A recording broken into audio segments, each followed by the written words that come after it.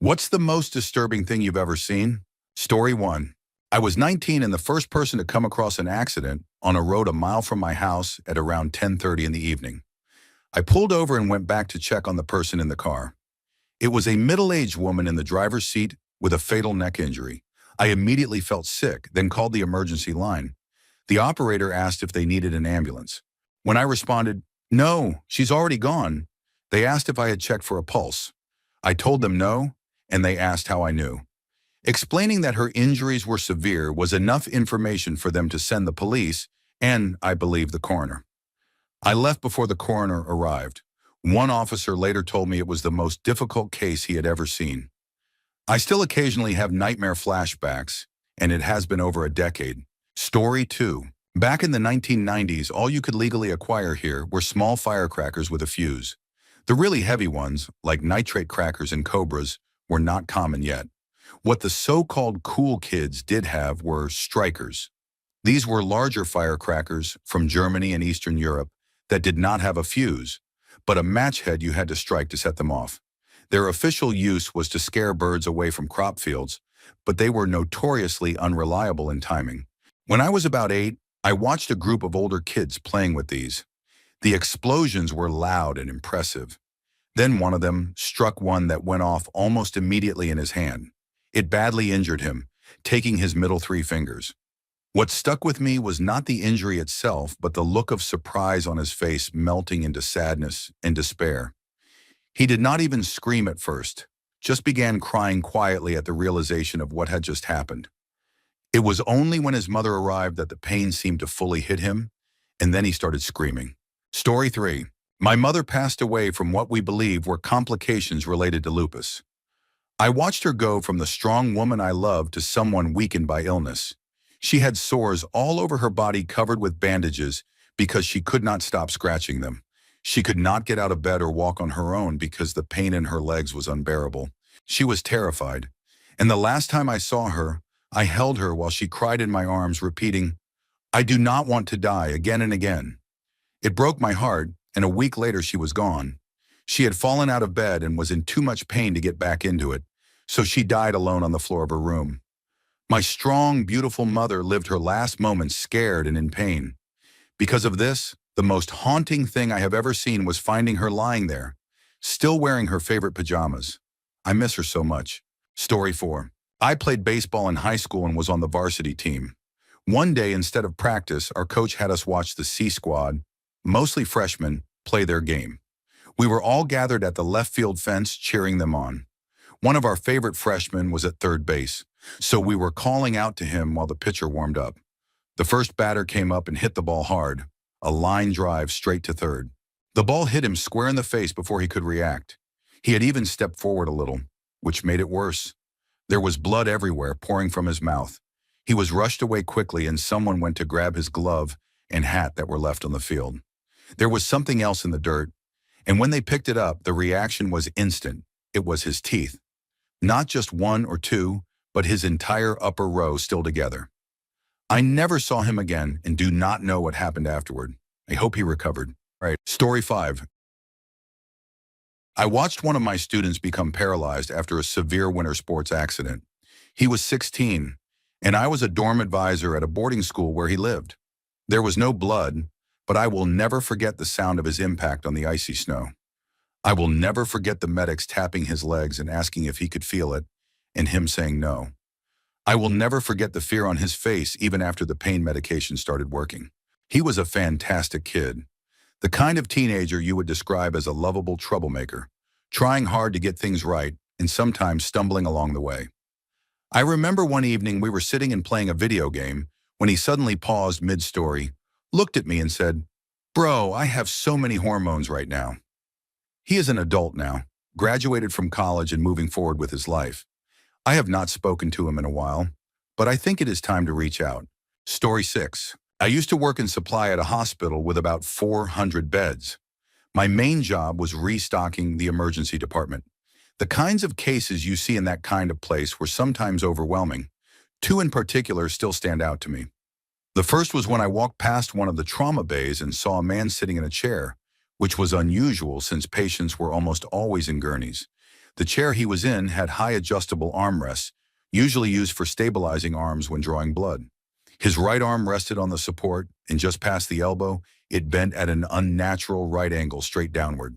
About 3 inches below, it bent again at a right angle forward so that his hand was resting on a small metal tray. The second case I did not see directly, but I was nearby when it happened.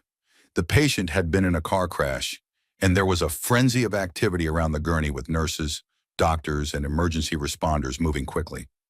I could not see the patient, but at some point someone must have lost their grip on something, and suddenly blood sprayed across the room, hitting half the people there, the walls, and even the lights hanging from the ceiling.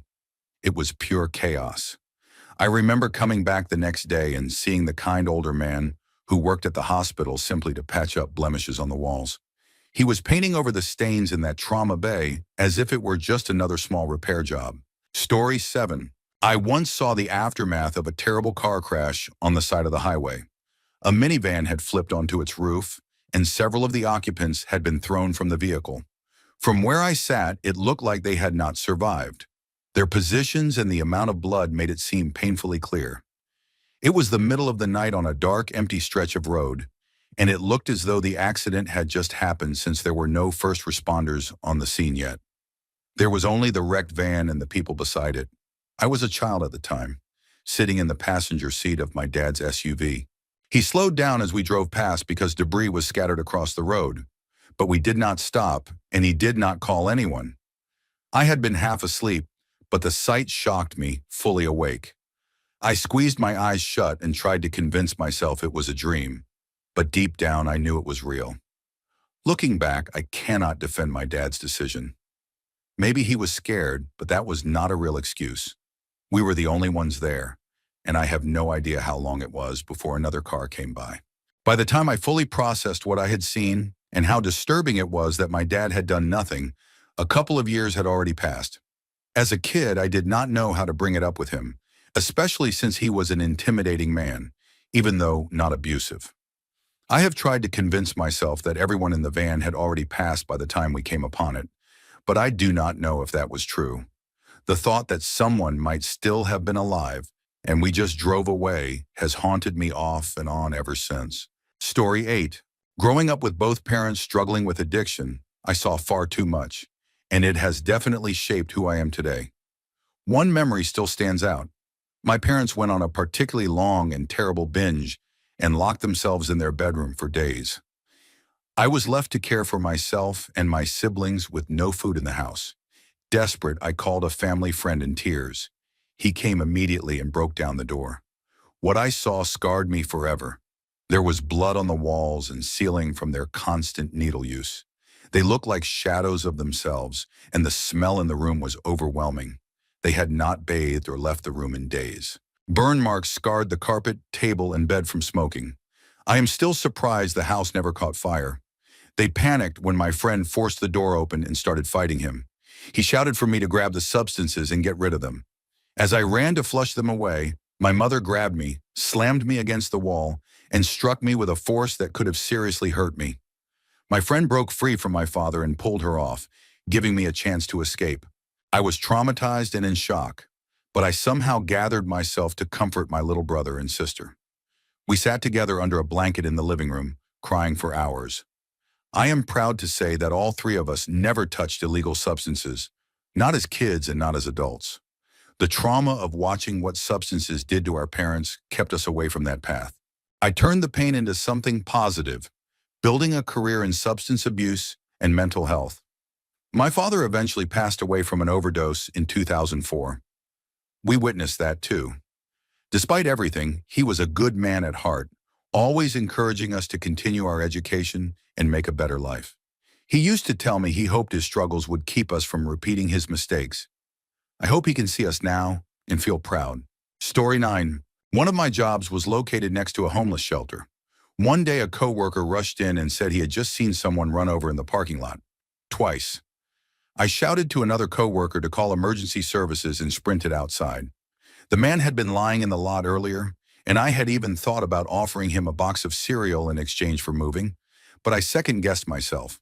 A woman had driven over him, pulling him into the wheel well, and then backed over him again, not realizing what had happened.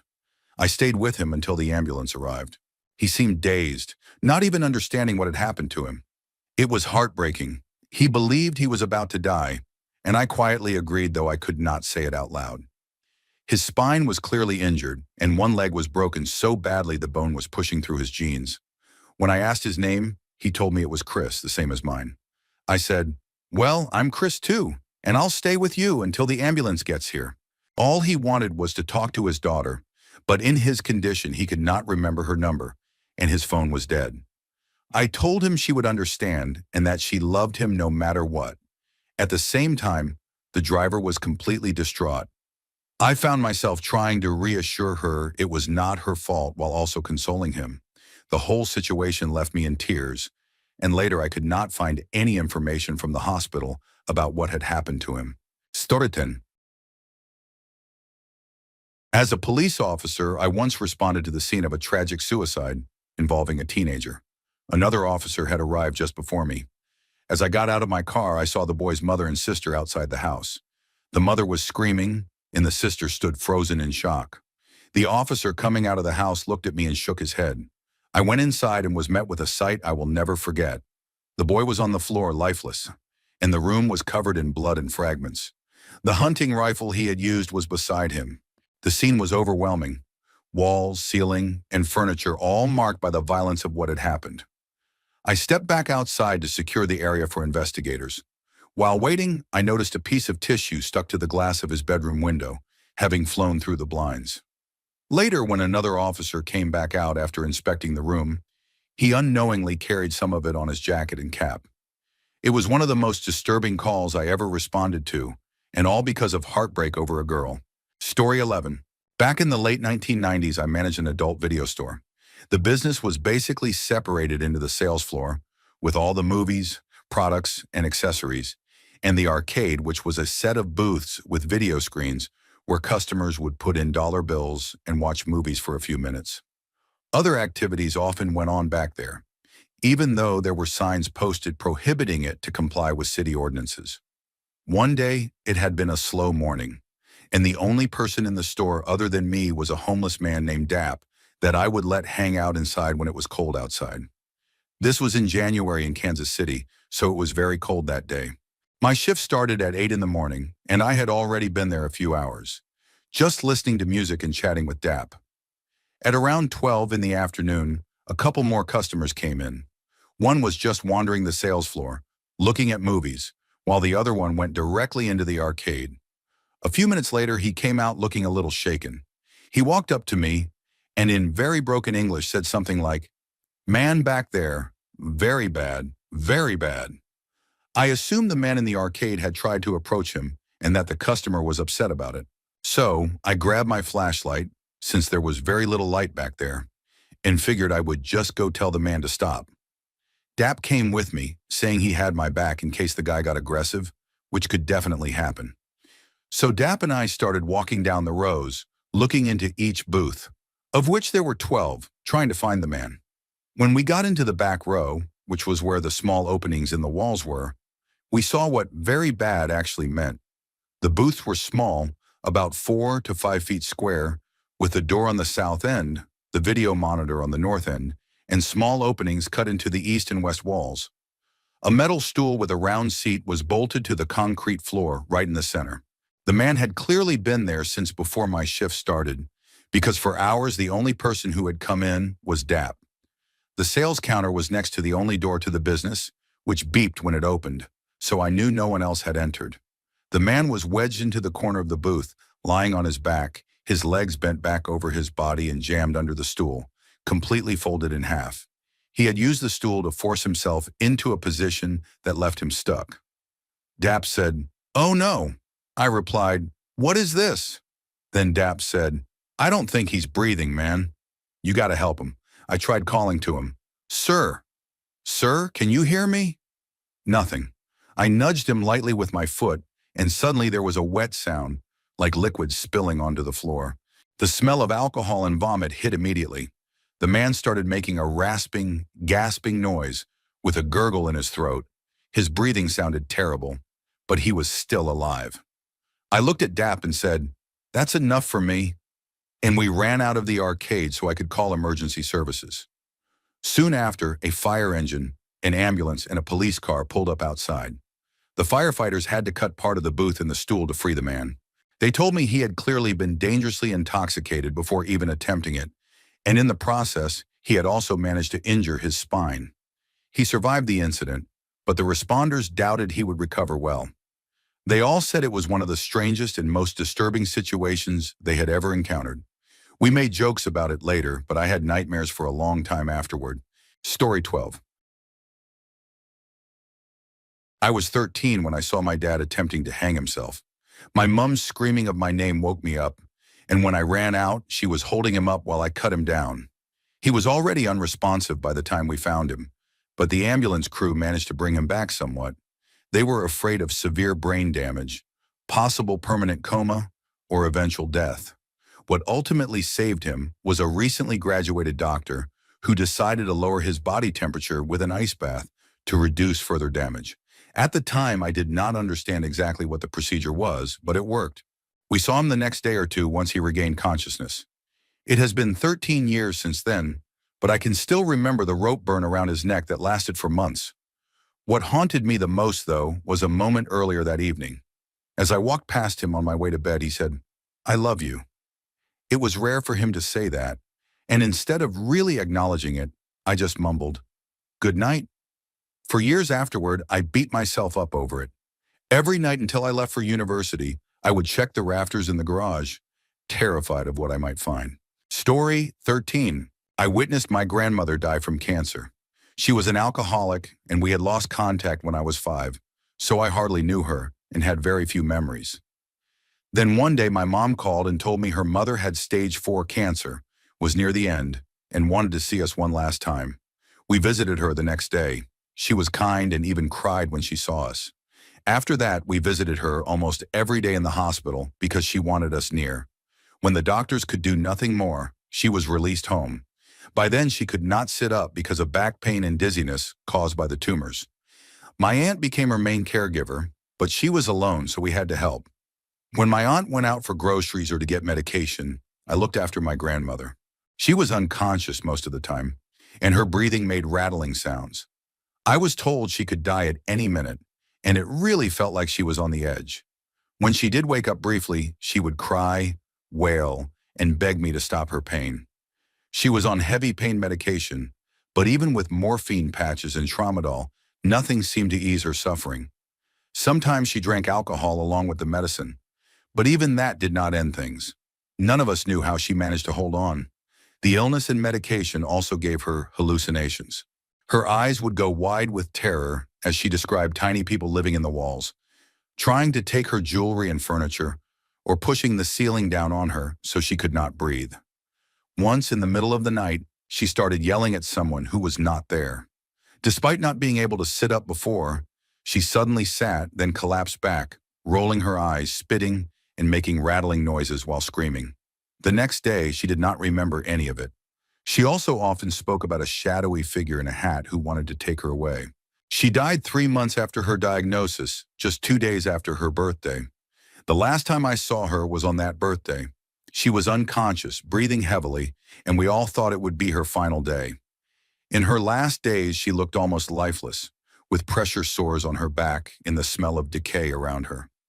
She remained unconscious for her final 3 days, her breathing irregular and terrifying, with long pauses between breaths. In the end, she did not pass naturally. My aunt overdosed her with fentanyl. The whole apartment smelled like a mix of decay, waste, cigarette smoke, and alcohol. During that time, I drank heavily because the apartment was filled with beer and vodka.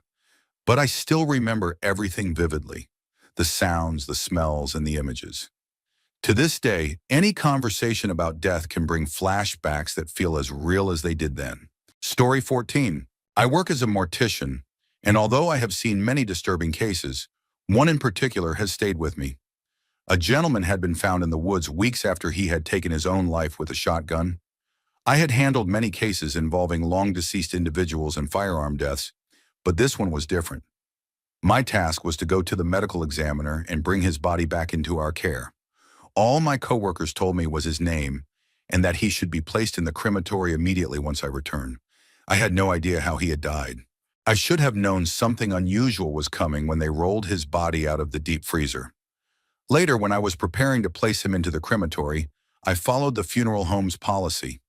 Every individual receives a thumbprint and a photograph before cremation, with the family's consent.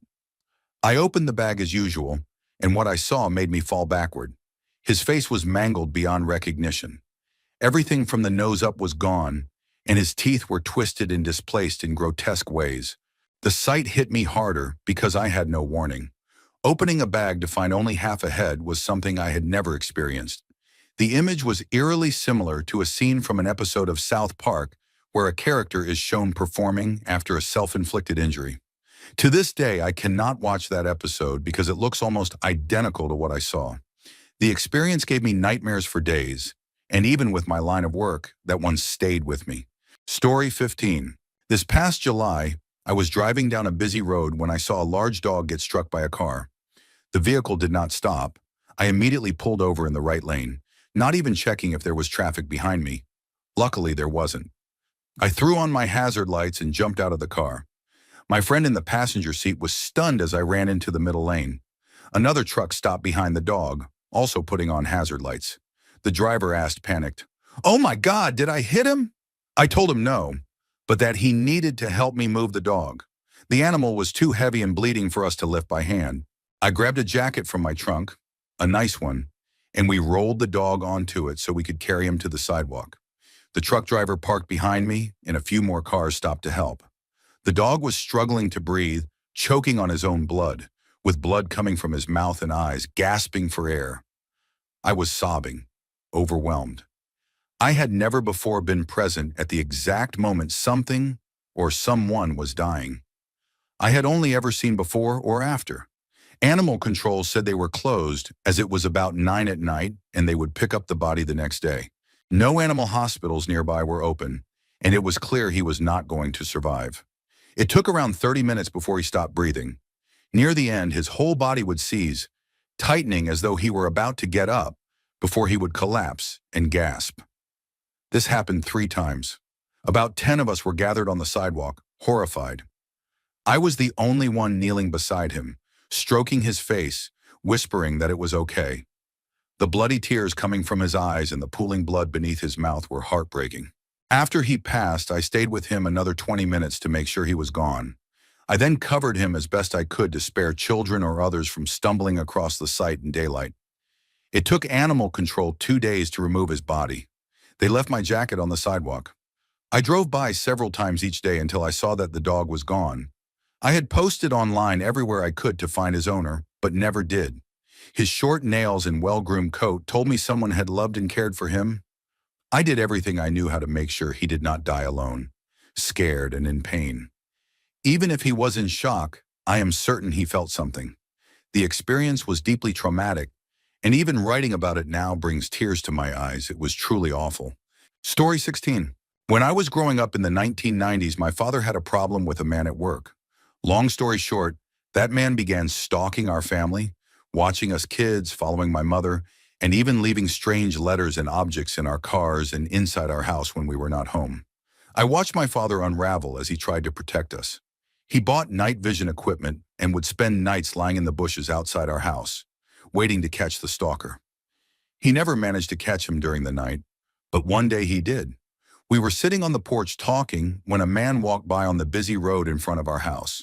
Suddenly there was a thump, and before I could even ask, my dad was already sprinting across the yard. I watched him attack the man with a fury I had never seen before, beating him nearly to death. Seeing my father like that made me realize just how dangerous the situation had become, that we were truly under attack by someone who resented my dad for being his new boss. I will never forget the man's face as his feet dangled in the air while my father held him against a telephone pole by the throat. His shirt and pockets were ripped apart as the man tried desperately to grab anything to stop him. What had the stalker thrown onto our lawn? A coffee mug, custom made to say, "The Our Last Name Family Swinging Happily," with an image of 2 parents and 2 kids hanging from nooses. I think about that often. My father still refuses to talk about it, and now that I am an adult, My mother has admitted that there were many other things that happened during that time, which she never even told him because it was too painful to watch him lose himself to the fear and stress. Story 17. I am from Southern Africa, and when I was 9, I saw a woman killed by her partner. My mom and I had just moved to a small town, and one night we walked to the shop to buy bread.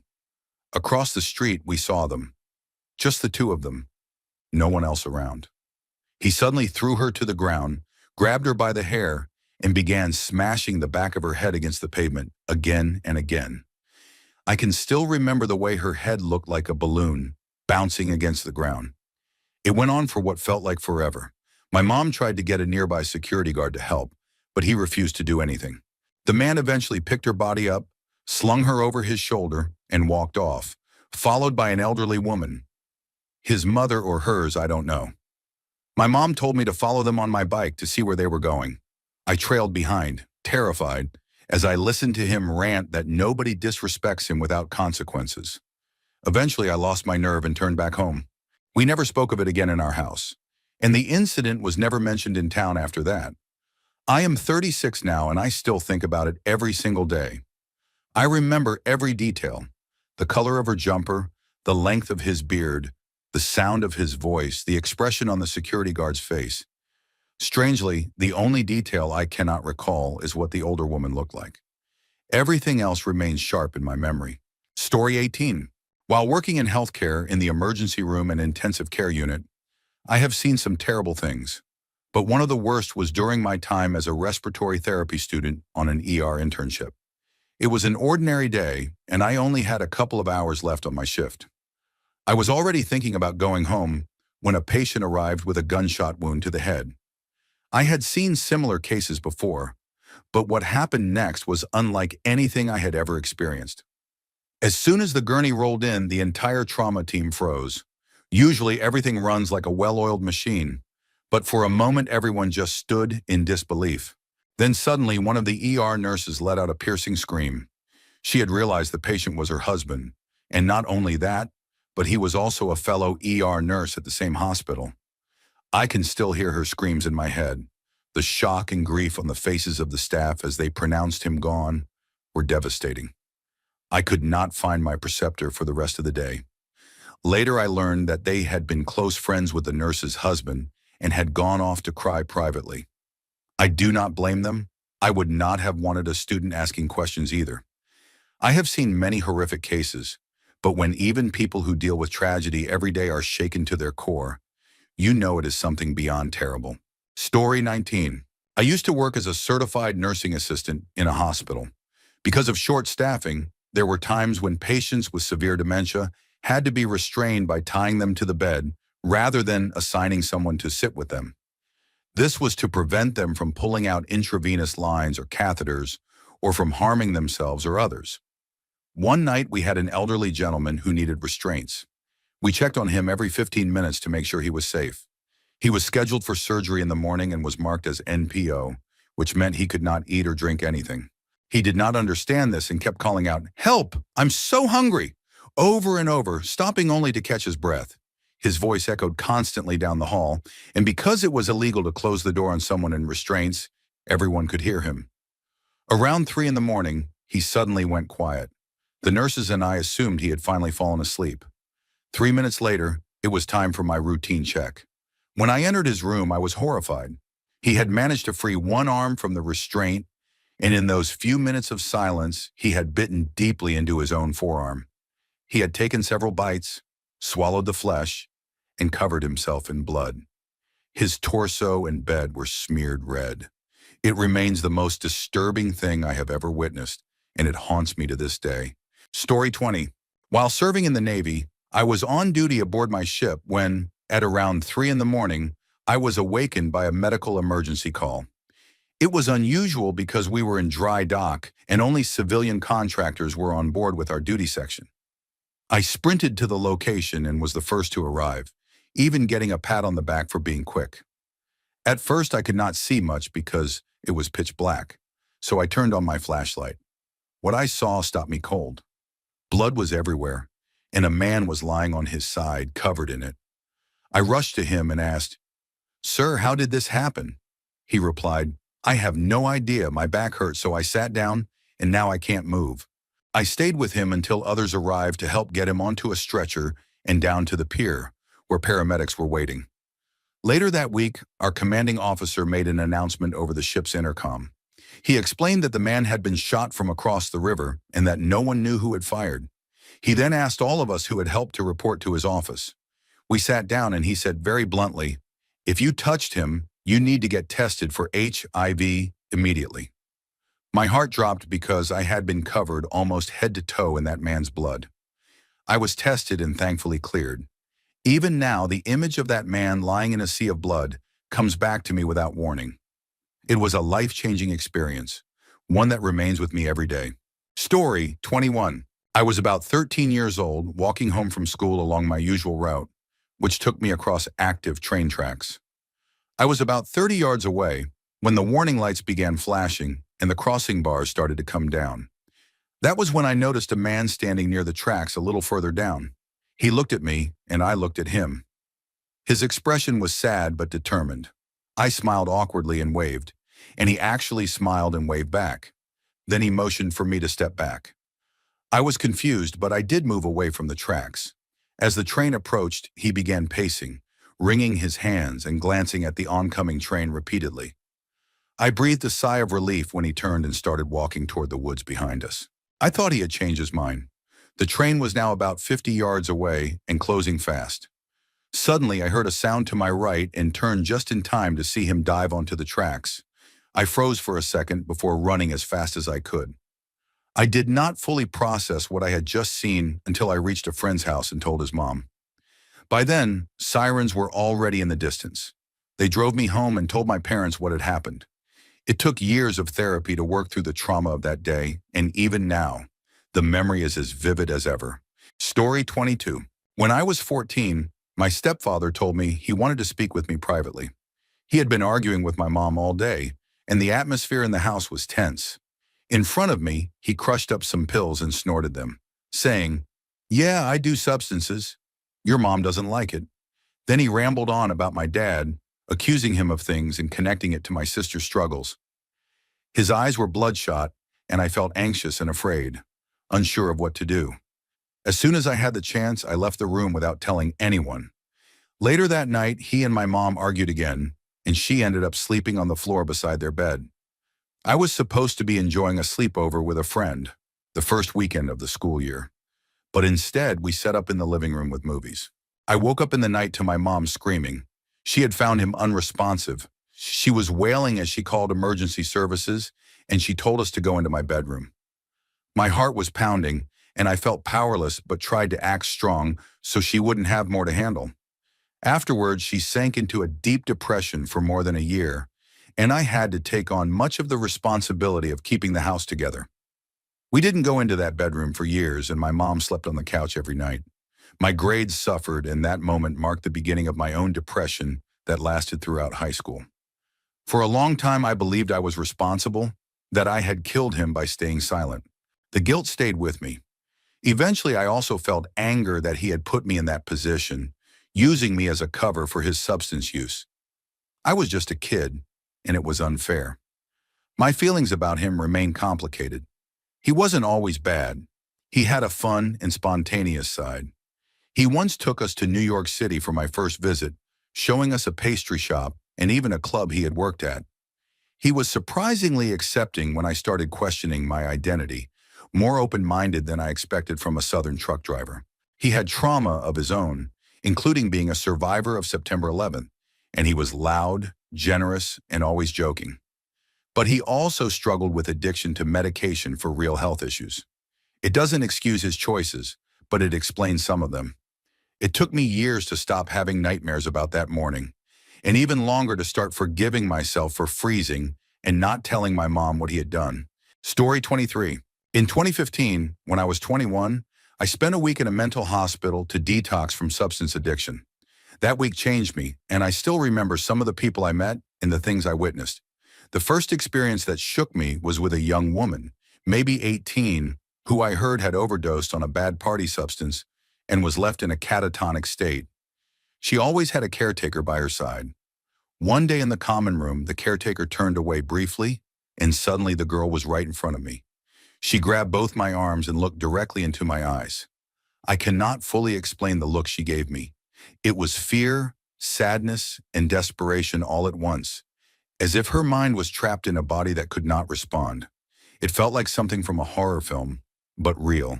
I felt as though in that brief moment, I could feel everything she was feeling. Then the caretaker quickly pulled her back, and her eyes went blank again. The encounter left me deeply shaken. The second experience left an even stronger impression. There was an older man named Dennis, maybe in his mid-50s, who seemed damaged by years of heavy substance use. He shuffled slowly, mumbled to himself, and sometimes made sudden, erratic movements. One day in the common area, he stood at the far end of the fenced outdoor smoking cage, gripping the chain-link fence as he stared at the garden beyond. I lit a cigarette and noticed him crying quietly. Then suddenly he let out a wail so raw and heartbreaking that it froze me in place. He shook the fence violently, sobbing with a sound filled with grief, pain, and regret. It was as though he was trapped not only in that cage but also inside his own suffering. I put out my cigarette, went back inside, and cried. I still cry when I think about it. Over the years, I've thought about Dennis often. I hope he somehow found peace, but if he is still alive, I fear he is still trapped in that same pain. That week was one of the hardest of my life, but witnessing their suffering left scars I will never forget. Story 24. The death of my half-brother is something I will never forget. My two younger half-brothers, my older sister and I, were being watched by an uncle on my mom's side. We were sitting together, watching a Western on television. My eldest half-brother was crying, while my sister was changing him. I was distracted by the TV when suddenly a loud bang filled the room, and my ears began ringing. My sister screamed, and when I turned my head, I saw that my baby brother had stopped crying. There was blood on his face and he was silent. My sister picked him up, holding and rocking him while still crying. That was when I noticed that a large part of the back of his head was missing. My mind could not process what that really meant. My uncle was panicking, explaining that he had been spinning a loaded gun on his finger. It slipped, hit the ground, and discharged, striking my brother in the left eye. No one ever spoke much about it afterward for obvious reasons. My brother died that day. My uncle went to prison, though I never knew exactly what the charges were, only that he was gone for many years. The worst part was that my stepdad was the one who had sold the gun to my uncle. He had to live with the guilt of knowing he had provided the weapon that ended his oldest son's life. Story 25. The most disturbing event in my life was when my grandfather took his own life with a gunshot to the head. I was at work on a Sunday morning when my mom sent a family friend to pick me up so I wouldn't have to drive myself. When the friend told me what had happened, I broke down sobbing harder than I ever had, and he held on to me because my legs nearly gave out. As we drove, he kept repeating that it wasn't my fault, that my grandfather had been unhappy for a long time, suffering from poor health and other struggles. When I arrived at my grandparents' house, my entire family was gathered, everyone crying and holding one another. My grandmother sat in the passenger seat of her car, weeping, and I remember walking over, taking her hand in silence, both of us crying softly together. Afterward, I went out into the yard and just stared off into the fields behind their house, numb. I remember them bringing out the body bag and my mom asking if I wanted to go be with him. I said no. I couldn't bring myself to do it. Even later, I couldn't go to the receiving, even though he had an open casket. I couldn't see him like that. He had been my best friend in life, my biggest supporter, the one most proud of me in everything I did. Losing him remains the greatest heartbreak I've ever endured. It left me feeling empty, like those moments in sad films when someone dies and nothing feels the same afterward. I know I need to speak to a therapist someday, but I've put it off with life and health concerns. Still, the grief has never really left me.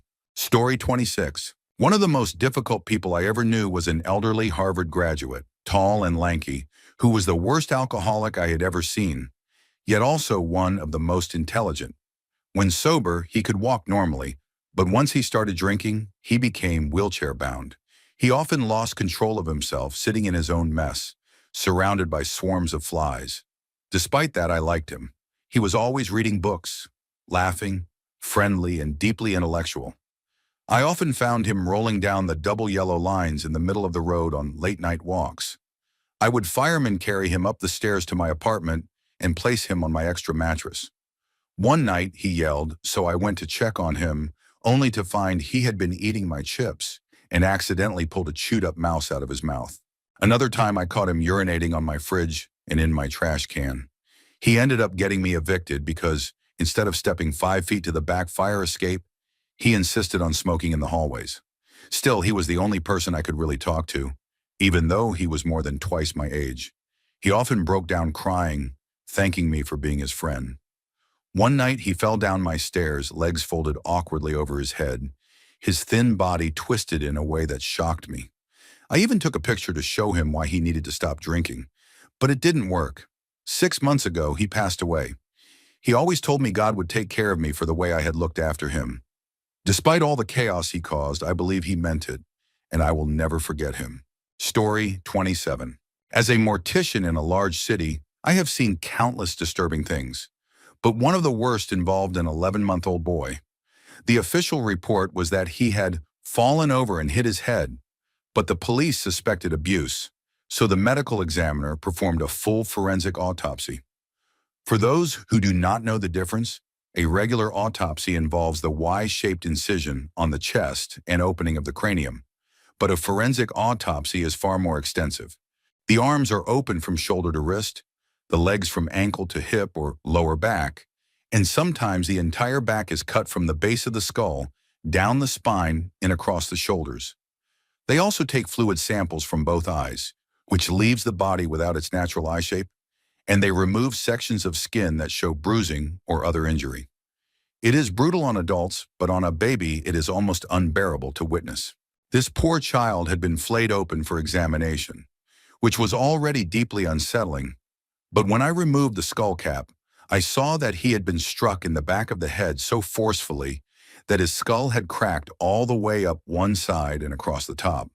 The skull cap was nearly split into two pieces. The parents claimed he had simply been standing at a coffee table, lost his balance, and fallen backwards. I do not want to know what really happened to him, because nothing about that story explains the sheer violence of that injury. It was one of the most haunting things I have ever seen. Story 28. I worked as a counselor at a community mental health agency, and part of my job was going once a week to the local jail to meet with inmates on Suicide Watch or anyone who wanted to talk. The time was never enough, and I always felt guilty cutting conversations short just so I could see everyone. That alone says a lot about the failings of both our mental health system and our prison system. One case has stayed with me forever. There was a young woman, only about 20, in jail awaiting trial for stabbing her mother. She had been diagnosed with antisocial personality disorder. She spoke about what she did without emotion, and though she had a tough disorder, I felt sympathy for her. Her trial kept getting delayed, so she was on suicide watch for months, and the district attorney refused to allow her to get treatment. That meant she was kept alone in a cell, stripped of clothing and blankets, only given a mattress at night. The toilet had no water in it because a correctional officer said she had tried to drown herself. She had nothing, and because of her disorder, she provoked the COS, which led them to take more away from her. Once I arrived and she had no clothing at all, and I had to insist she be given at least a protective turtle suit or a blanket, threatening not to return if they didn't. The most disturbing incident came after she threw a cup of Kool-Aid at a CO. They punished her by taking her remaining food.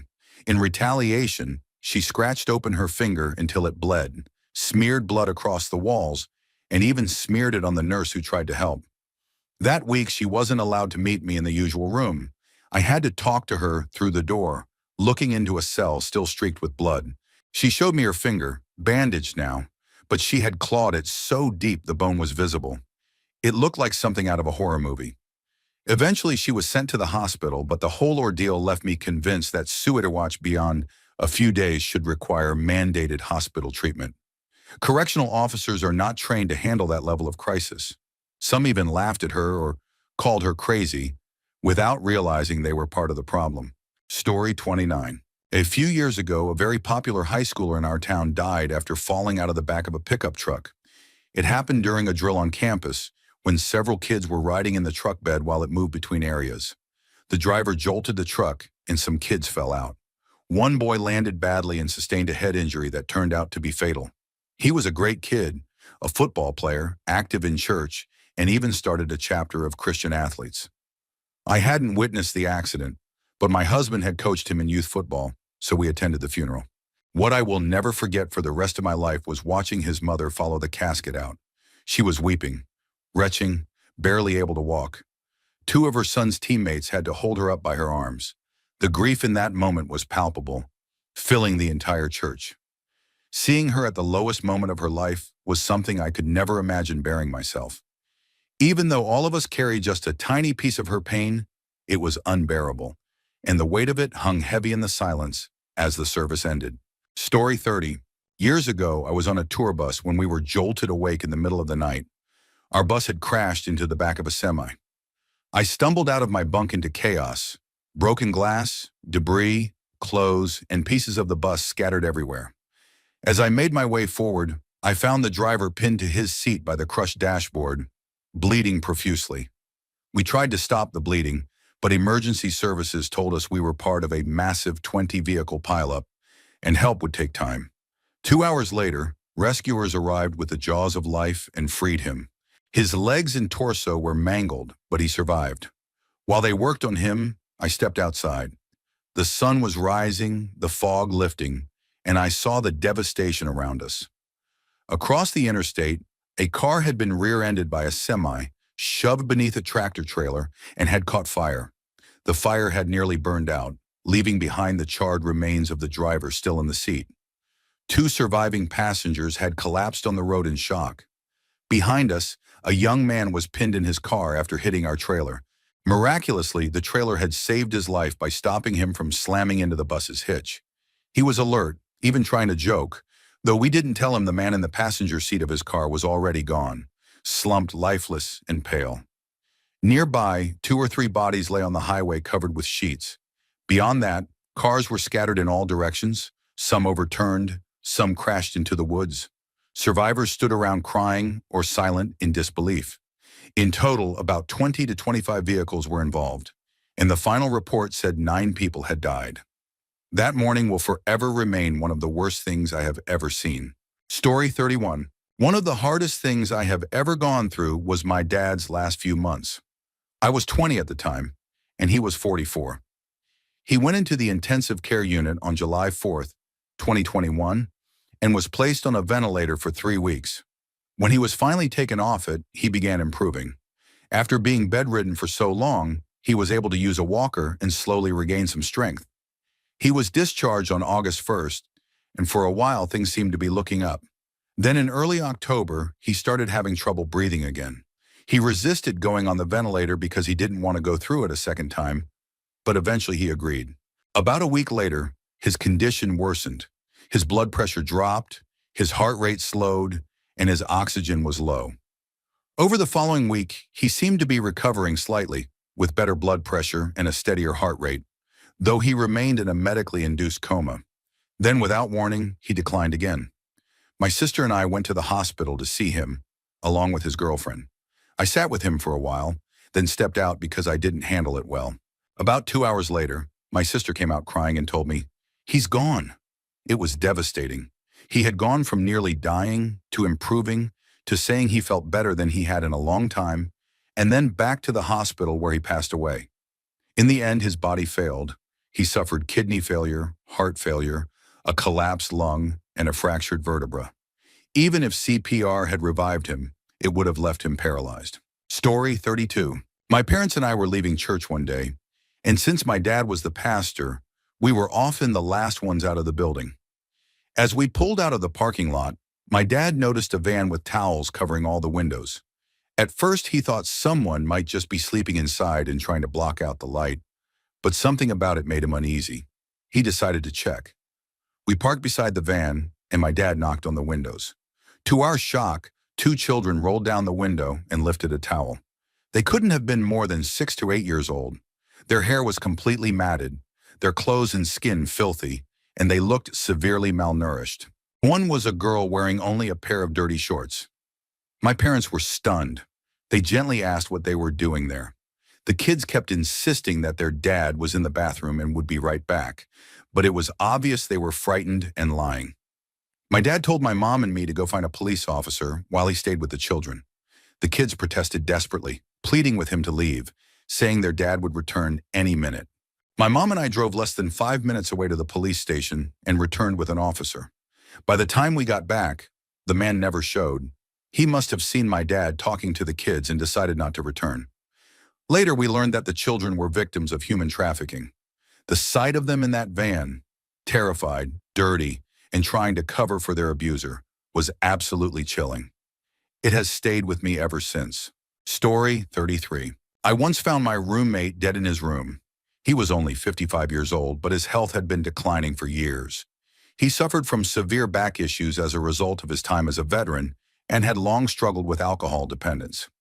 Earlier that year, he had managed to quit drinking after a hepatitis scare, but he relapsed when a new roommate moved in.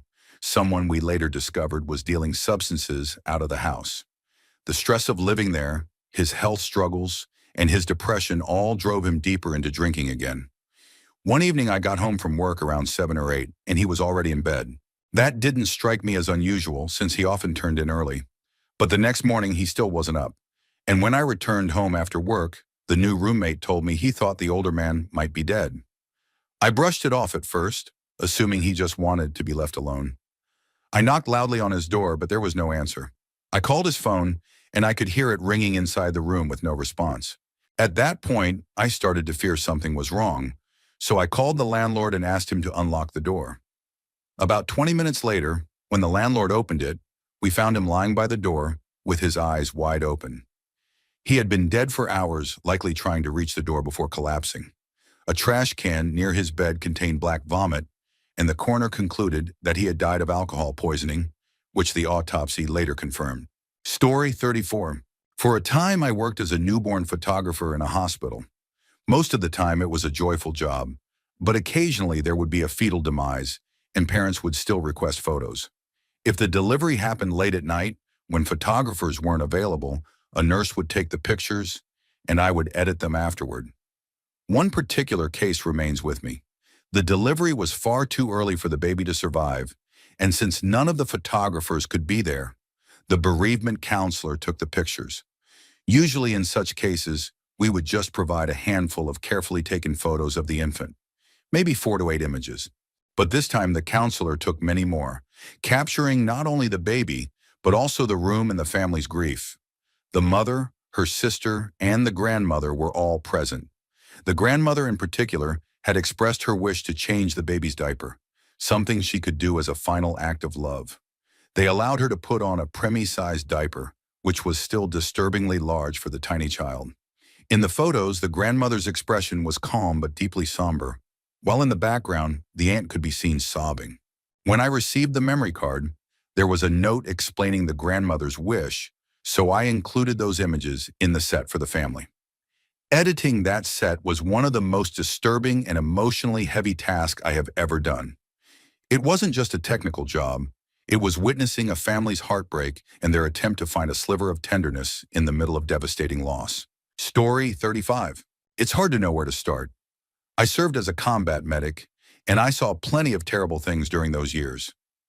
Now I work as a traffic officer in the United Kingdom, and strangely, I find death on the road harder to deal with than what I saw on tours. I've responded to children and parents decapitated, people trapped in vehicles crying for help, and bodies torn apart after being hit at high speed. Somehow I've learned to push through those moments, but one incident still follows me everywhere. My neighbor was found unresponsive by her 7-year-old nephew. I'll never forget the sound of his scream. It was a sound I had never heard from him in all the years I'd known him, and I knew instantly that something was wrong. When I got there, she had no pulse. I managed to get her heart beating again, but her eyes were lifeless. I had saved her body, but not the person inside. I'd seen countless dead people before, but this was different. Mentally, I told myself she was alive, yet her eyes told me she was gone. 4 hours later, despite everything I and the paramedics had done, she passed away. I think every day about that poor child. His parents had died in a fire, and he had been living with his aunt. only to be the one who found her gone, slumped on the couch. That woman's face will haunt me forever. It has been 3 years, and the memory keeps me awake more than anything I saw in combat. I tried to step away from this work, but the PTSD always follows. On the scene, I'm calm, collected, and in control, but at home I feel absent, even with my children, who are only 5 and 7. The flashbacks and emotions don't leave. Ironically, I relax by playing shooter games. My therapist thinks the gunfire actually soothes me, though I don't fully understand why. The only reason I am still here is my wife. She's a nurse in the emergency department, so she understands the toll it has taken on me. She is my anchor, my stability, and my reason to keep going. 4 times I've nearly ended my life, and each time the thought of her stopped me. She has carried me through more than I can ever repay, and if it weren't for her, I wouldn't still be here. Story 36. I volunteer at a private animal shelter run by a woman who takes in the animals no one else will touch because of how badly they've been abused. Over the years, I've seen horrors: cats beaten with hammers until they suffered brain damage, dogs with shattered legs, a kitten with its eye gouged out at 2 months old.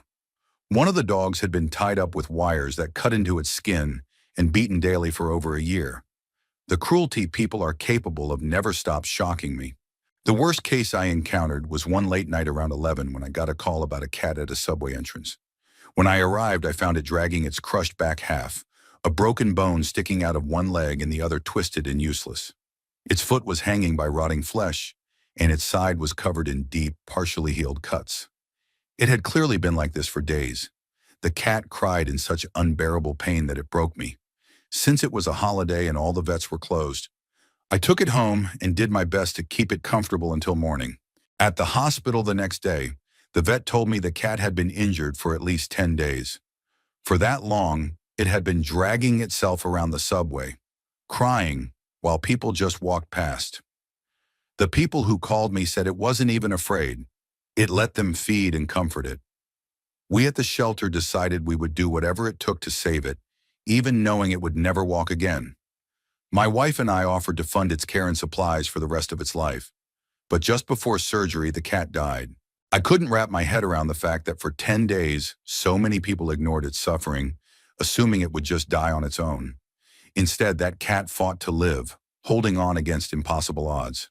That memory, the pain it endured, and the strength it showed, still stays with me. Story 37.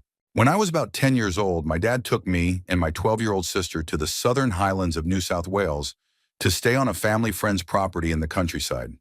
My dad had recently taken up hunting and brought along a small rifle to use on feral animals or kangaroos eating crops.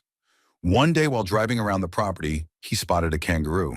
We pulled over, and he shot it. My sister and I, never having been so close to a kangaroo outside of a highway accident, ran over to see it.